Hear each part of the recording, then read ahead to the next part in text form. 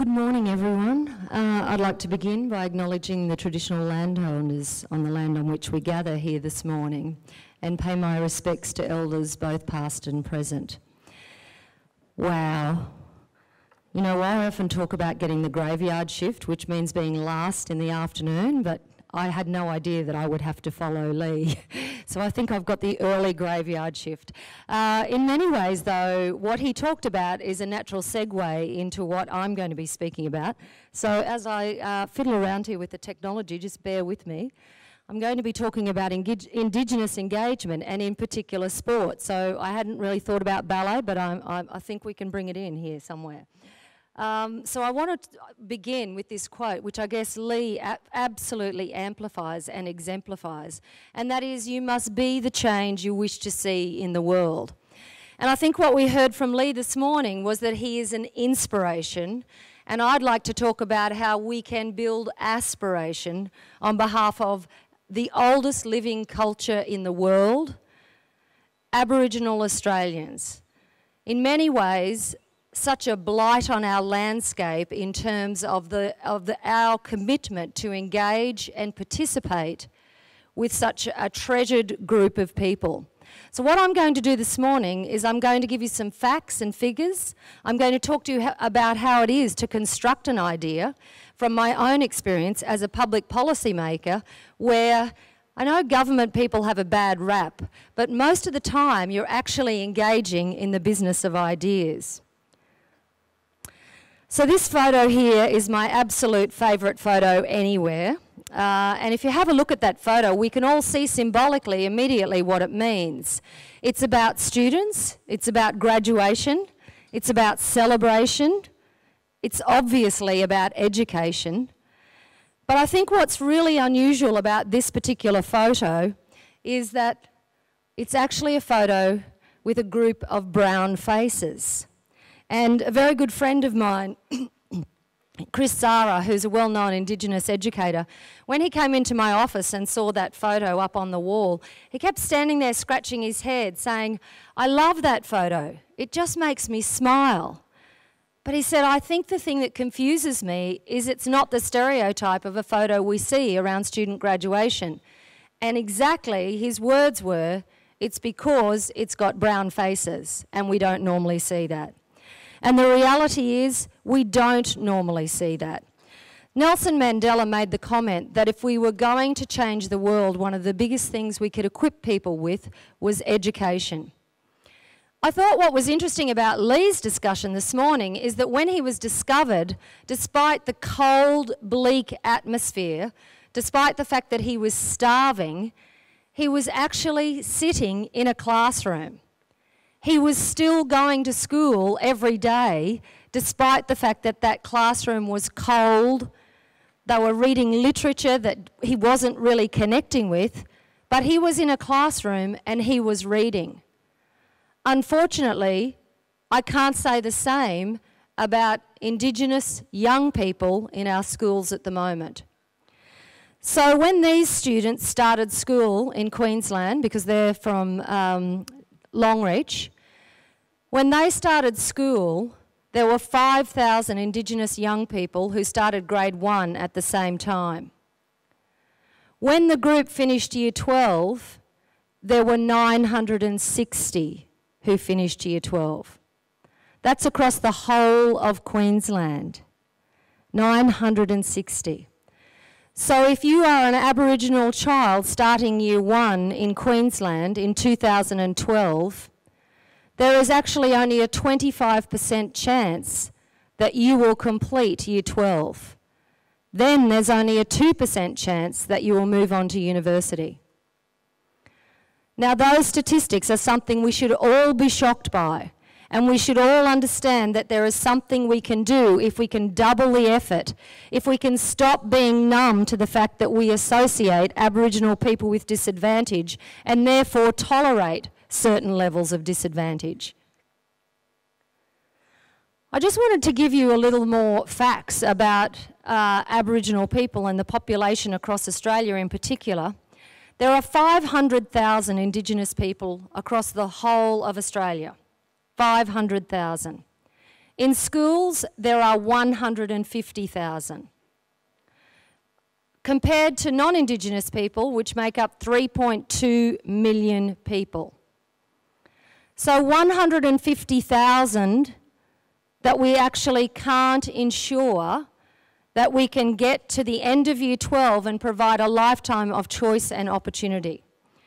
For a long time, I've felt that this is an agenda that we can do one by one. And if you look at the Queensland and New South Wales statistics, you'll see that out of the 150,000 Indigenous people in schools across Australia, 90,000 are in Queensland and New South Wales. If we can get it right here, we could actually set the way for the rest of Australia. We could absolutely change the statistics.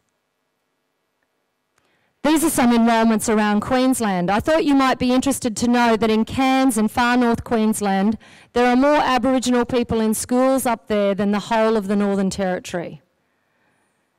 Yet when we talk about the situation, we immediately visualise rural, remote communities without actually acknowledging that 75% of Indigenous people live on the southeast coast between Coffs Harbour and Rockhampton.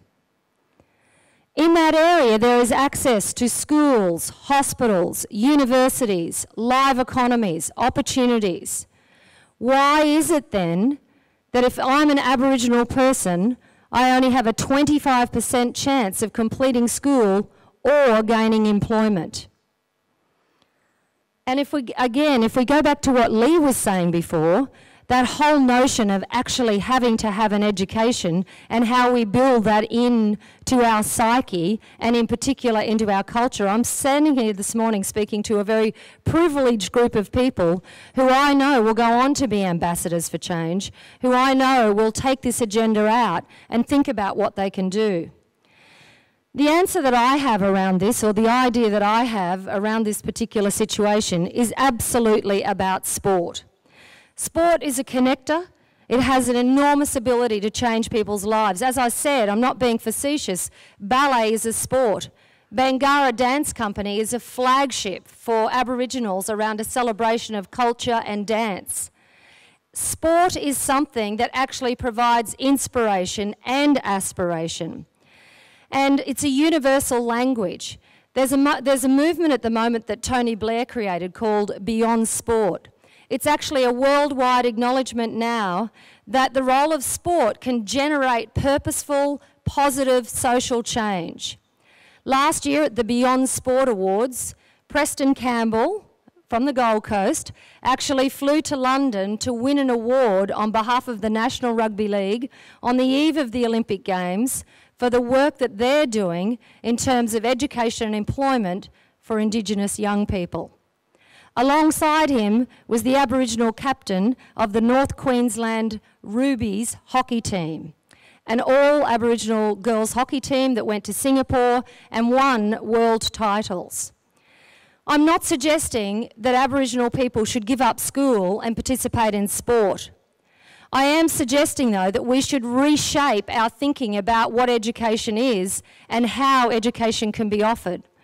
What I'm suggesting, and what we've actually proven through some programs with the National Rugby League, is that if you set up schools in sporting organisations like the Broncos, like the North Queensland Cowboys, and like the Titans, who currently have between them mentoring programs for 1,500 Indigenous young people in schools, we know that it absolutely dramatically changes their life opportunities.